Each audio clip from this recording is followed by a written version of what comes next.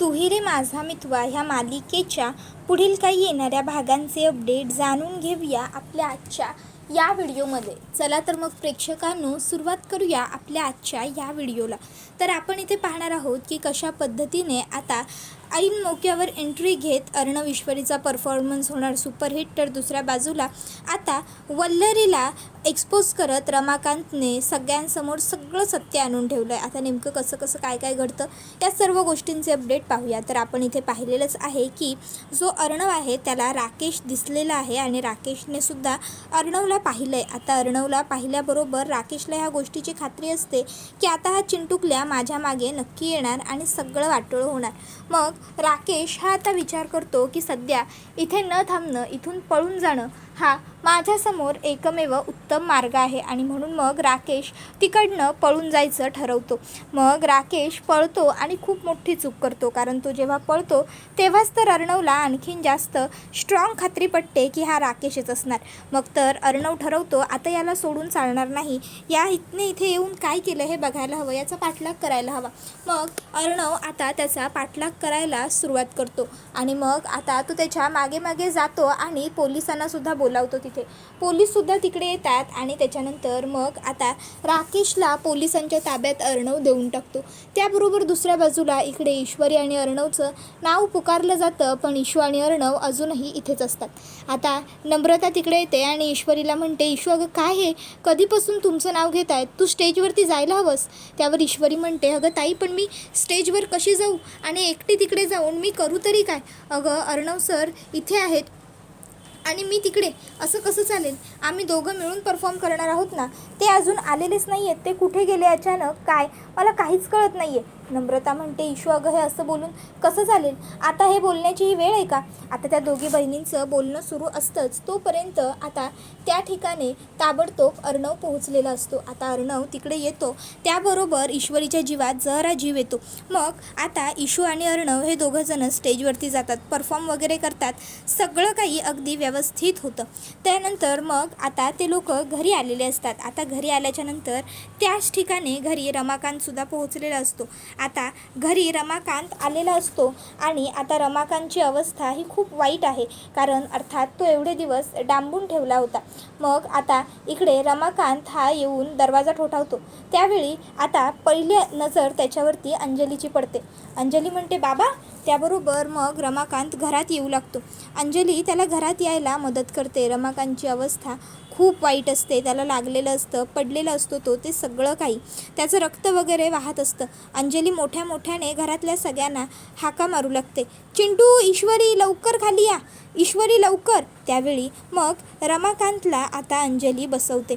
आता रमाकांत हा अंजलीला सांगतो, लवकर बोलव, लवकर बोलव, सगळ्यांना बोलव. त्यावेळी अंजली होकार देते. घरातले सगळेजण येईपर्यंत आता अंजलीला स्वतःच्या वडिलांना हे एवढं जखमी झालेलं बघून वाईट वाटू लागतं. अंजली आता त्यांना विचारते, बाबा हो पण हे सगळं काय झालं, हे सगळं कसं झालं, कोणी केलं आणि कधी झालं हे सगळं, बाबा हो काय हे सगळं. त्यावेळी मग आता रमाकांत हा तिला म्हणत असतो, सांगतो, सगळं सांगतो. त्यावर अंजली म्हणते, एकच मिनिट. अंजली पटकन जाते आणि हळद घेऊन येते आणि पाणीसुद्धा थोडंसं आणते. ती रमाकांतला पहिले तर त्याच्या ज्या हातातून रक्त येत असतं तो पाण्यात ठेवायला सांगते. त्यानंतर ती त्या हातावर थोडी हळद वगैरे टाकू लागते. आता अर्णव हा सर्व प्रकार बघतो आणि स्वतःच्या वडिलांची ही इतकी वाईट अवस्था बघून आता अर्णवलासुद्धा खूप मोठा धक्का बसतो. अर्णव आता इकडे स्वतःच्या वडिलांना ह्या अशा अवस्थेत बघतो आणि त्याला प्रश्न पडतो की हे सगळं काय झालं, हे सगळं कुणी केलं. आणि मग त्यावेळी आता अर्णव हा रमाकांतला विचारतो की हे सगळं काय आहे, कसं झालं. त्यावर रमाकांत म्हणतो, सांगतो सगळ्यांना सगळं सांगतो, सगळ्यांना सगळं सांगायचंच आहे, पण त्यासाठी मला सगळेजण इथेच हवेत. सगळ्यांना बोलव चिंटू, सगळ्यांना हाका मार. एकदा का इथे सगळेजण आले की त्यानंतर मगच मी सगळ्यांना सगळं सांगेन. त्याबरोबर मग आता अर्णव हा त्याला विचारतो, पण त्यावर रमाकांत म्हणतो, चिंटू पण किंतु परंतु काहीही बोलू नको, मी सांगतोय ना, बोलव सगळ्यांना आधी. माझ्या ह्या अवस्थेला कोणीही परकी व्यक्ती किंवा बाहेरची व्यक्ती कारणीभूत नाही आहे, दोषी नाही आहे. हे सगळं जे घडलं आहे ते आपल्याच माणसांपैकी घडलं आहे. त्यावेळी आता हे ऐकून अर्णवला खूप मोठा धक्काच बसतो की रमाकांत हे असं कसं बोलू शकतो. अर्णव ताबडतोब आकाशला म्हणतो, आकाश घरातल्या सगळ्या माणसांना लवकरात लवकर खाली बोलव, सगळ्यांना. आणि मग अर्णवसुद्धा पटापट सगळ्यांना हाका मारायला सुरुवात करतो. मामा, मामी, आकाश, नम्रता, सगळ्यांनी बाहेर या. त्यावेळी सगळेजण बाहेर आलेले असतात. त्यानंतर मग आता अर्णव रमाकांतला म्हणतो, आता तरी बोला. त्यावेळी मग रमाकांत म्हणतो, सांगतो, सगळं सुरुवातीपासून सांगतो. आणि मग तो सांगू लागतो की माझ्या या अशा अवस्थेला जर कोणी व्यक्ती जबाबदार आहे तर ती वल्लरी. माझं हे जे काही झालं आहे ते सगळं वल्लरीने केलं आहे. वल्लरी आणि उदयकांत. वल्लरीला उदयकांतची साथ होती. आता हे ऐकून सगळ्यांना खूपच मोठा धक्का बसतो. सगळीजणं म्हणतात, हे काय बोलताय तुम्ही, हे कसं शक्य आहे. त्यावर रमाकांत म्हणतो, सांगतो सगळं सांगतो, म्हटलं आहे ना. वल्लरीवर मला संशय होता की वल्लरीचं नक्कीच काहीतरी चुकीचं सुरू आहे. वल्लरी काहीतरी विचित्र वागते हे मला माहीत होतं. म्हणून मग मी वल्लरीवरती बारीक लक्ष ठेवायला सुरुवात केली. आणि तेव्हा वल्लरीला जेव्हा कळलं की मी तिच्यावर लक्ष ठेवतोय किंवा मला तिच्याबद्दल सगळं समजलं आहे, तेव्हा वल्लरीने हे सगळं केलं. तर हे ऐकून आता घरातल्या सगळ्यांनाच खूप मोठा आश्चर्याचा धक्का बसतो. वल्लरी मात्र प्रचंड घाबरलेली असते. वल्लरी विचार करते की झालं, संपलं, आता माझं सगळं संपलं. आता ह्या रमाकांतने सगळ्यांना सांगून टाकलं, आता माझ्यावर कोणीही विश्वास ठेवणार नाही. आता मला ह्या घराच्या बाहेरच जावं लागणार आहे. पण मला माझे प्रयत्न सोडून चालणार नाही. मला माझ्या बाजूने प्रयत्न चालूच ठेवले पाहिजे. आणि मग वल्लरी लगेचच ताबडतोब म्हणू लागते, रमाकांत भाऊजी, अहो काय हो, हे सगळं काय वेड्यासारखं बडबडताय तुम्ही. तुम्हाला काय वाटतं हे सगळं मी केलं आहे का. नाही हो रमाकांत भाऊजी, नाही, मी खरंच सांगते, मी काहीही केलेलं नाही आहे. आणि तुम्हाला मीच केलं हे सगळं असं कसं काय वाटू शकतं. रमाकांत भाऊजी, चुकताय तुम्ही, खूप चुकताय. अहो मी अंजलीला आणि अर्णवला लहानपणापासून मोठं केलं. अगदी माझ्या आकाशवर जेवढं प्रेम केलं ना तेवढंच त्या दोघांवर केलं. अहो मी कधीच एक मुलाची आई आहे असा विचारच केला नाही. मला 3 मुलं आहेत असंच मी कायम माझ्या मनाला सांगत राहिले. अहो म्हणूनच तर अर्णवला परदेशात शिकायला पाठवलं आणि आकाशला नाही पाठवलं. जर माझ्या मनात असं असतं तर मी माझ्या मुलाला का पाठवलं नसतं, तुमच्या मुलाला कशासाठी पाठवलं असतं. भाऊजी, आज तुम्ही मला हे असं बोलून खूप दुखावलं येतो. त्यावेळी मग लगेचच मामा वल्लरीचा हात धरतो, वल्लरीला सगळ्यांच्या समोर खेचून घेतो आणि वल्लरीच्या एक खान खणवून मुस्काटात लगावतो आणि म्हणतो, बास कर. तू काय लायकीची बाई आहेस, तू किती कुणासाठी काय केलंस, तू किती कुणासाठी काय नाही केलंस आणि तू काय करू शकतेस, या सर्व गोष्टींची जाणीव ना मला पहिल्यापासून आहे. नाही, हे सगळे तुला जितकं ओळखतात ना त्यापेक्षा किंबहुना कितीतरी पटींनी जास्त मी तुला ओळखतो. अर्थात तू माझी लग्नाची बायको आहेस ना वल्लरी. जवळपास 25 वर्ष संसार करतोय मी तुझ्याबरोबर. राहिला प्रश्न अर्णवला शिक्षणासाठी तू बाहेर पाठवण्याचा. तर सगळ्यात महत्त्वाची गोष्ट, अर्णवला शिक्षणासाठी पाठवण्याकरता तू स्वतःचे दागिने वगैरे काहीही मोडून दिलं नव्हतंस. ते सगळे दागिने माझ्या ताईचे होते, जे तिने माझ्याकडे सुपूर्त केले होते. तिने सांगितलं होतं की हे दागिने माझ्या मुलांच्या भविष्यासाठी वापरा, माझ्या मुलांच्या शिक्षणासाठी वापरा, माझ्या मुलांना कशाचीही कमी पडू देऊ नका. हे दागिने त्यांना ते मोठे होईपर्यंत पुरतील.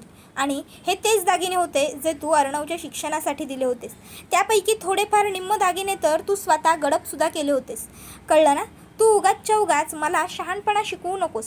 त्यावेळी हे सगळं ऐकून घरातल्यांना खूप मोठा धक्का बसतो. आकाश म्हणतो, ओ माय गॉड मॉम, खरंच हे एवढं सगळं केलं आहेस तू, आणि हे सगळं करताना तुला काहीच वाटलं नाही का. हे सगळं करून मॉम तू नेमकं काय मिळवलंस, कशासाठी केलंस हे सगळं तू. बापरे, मला एवढी वर्ष यातलं काहीच माहीत नव्हतं. पण आज जेव्हा हे सगळं कळतंय ना तेव्हा खरंच मला खूप वाईट वाटतंय की तू माझी मॉम आहेस.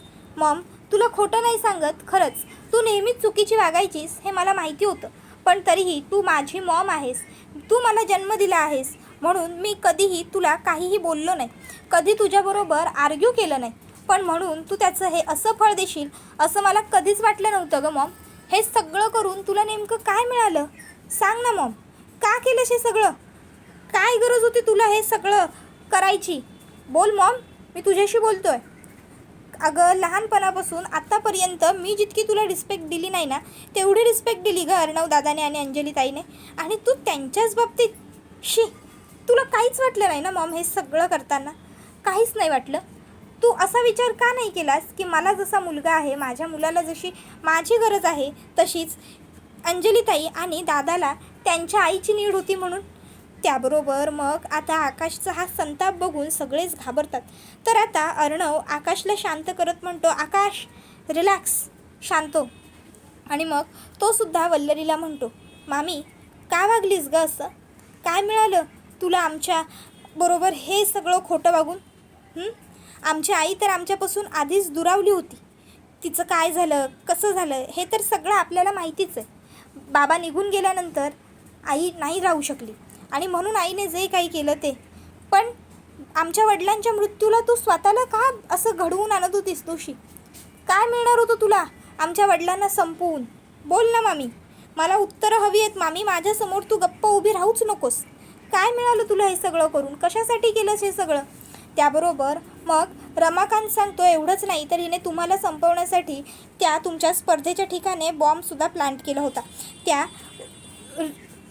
उदयकांतच्या साथीने. आता हे ऐकून तर रमाकांत आणखीन भडकतो आणि म्हणतो, काय शी मामी, इतक्या खालच्या थराला जायला निघालीस तू आम्हाला संपवण्यासाठी की त्यामध्ये तुला हेच भान राहिलं नाही की जर बॉम्ब लावला तर आम्ही तर संपूच, पण आमच्याबरोबर तिथे असलेले अनेक कितीतरी लोक त्यांचंसुद्धा बळी जातील.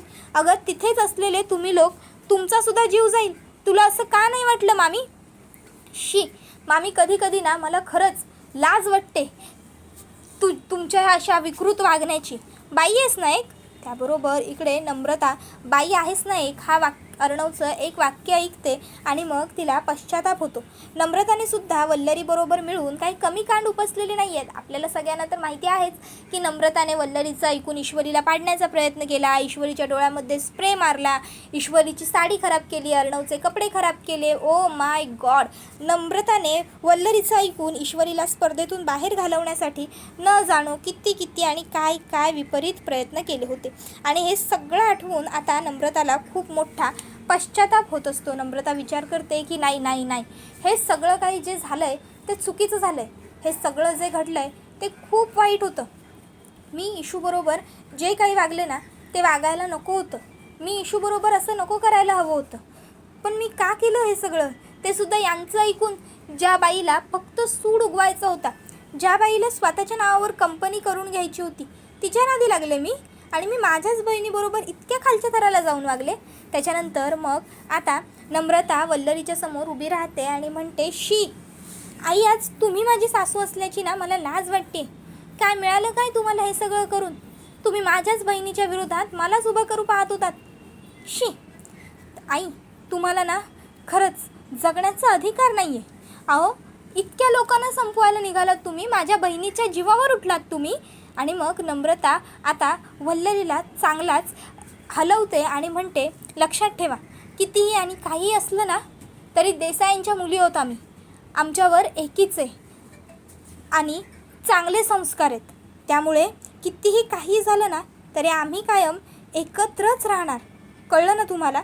त्याबरोबर हे ऐकून मग मात्र आता वल्लरी ही हादरतेच. तर नम्रता म्हणते, काय वाटलं होतं तुम्हाला? तुम्ही मला काहीही सांगाल आणि मी भुलेन तुम्हाला? त्याबरोबर दुसऱ्या बाजूला इकडे जी आता लावण्याची आई म्हणजेच सौदामिनी देशमुख असते. सौदामिनीचा प्लॅन तर सगळा फ्लॉप गेलेला असतो, कारण ईश्वरी आणि अर्णव मेलेलेही नसतात आणि आत्ता तिला सात्विक फॅशन सोडावंही लागणार असतं. तिचं जे स्वप्न असतं की लावण्य क्रिएशन्स हे नाव सात्विक फॅशनला द्यायचं किंवा सात्विक फॅशनऐवजी लावण्य फॅशन्स, ते सगळं खराब झालेलं असतं. त्यामुळे तिची चिडचिड होते. ती विचार करते की मी माझ्या मुलीला प्रॉमिस केलं होतं की बदला घेईन आणि मगच परत येईन म्हणून. बदला घेणं तर खूप दूरची गोष्ट राहिली. मी तर काहीच करू शकलेले नाही आहे इकडे येऊन. आता मी जेव्हा US ला परत जाईन, लावण्य विचारेल मला की मी काय केलं. मी काय सांगू तिला? कसं सांगू हे सगळं की मी तुझ्यासाठी काहीही करू शकलेले नाही आहे. आजपर्यंत मी माझ्या मुलीसाठी सगळं केलं आहे. प्रत्येक गोष्ट मी माझ्या मुलीला दिली आणि आता अचानक हे सगळं. शी, या सगळ्या गोष्टीला ना तो राकेश आणि ती वल्लरीच जबाबदार आहेत. सोडणार नाही मी त्यांना. तर दुसऱ्या बाजूला आता इकडे घरात सगळ्यांसमोर वल्लरीचं खरं रूपसुद्धा आलेलं असतं. त्याबरोबर हा व्हिडिओ इथेच संपतो. थोडक्यात काय, आता एका बाजूला इकडे राकेशसुद्धा पकडला गेला, वल्लरीचं सत्यसुद्धा समोर आलं आणि आता इकडे लावण्याच्या आईचंसुद्धा आता गुपित फुटणार. लावण्याच्या आईलासुद्धा काही नाही मिळालं आणि ईश्वरी आर्णवचं मात्र सगळं काही व्यवस्थित झालं. त्याबरोबर हा व्हिडिओ इथेच संपतो. व्हिडिओ आवडला असेल तर लाईक करा, चॅनलवर नवीन असाल तर सबस्क्राईब करा. धन्यवाद.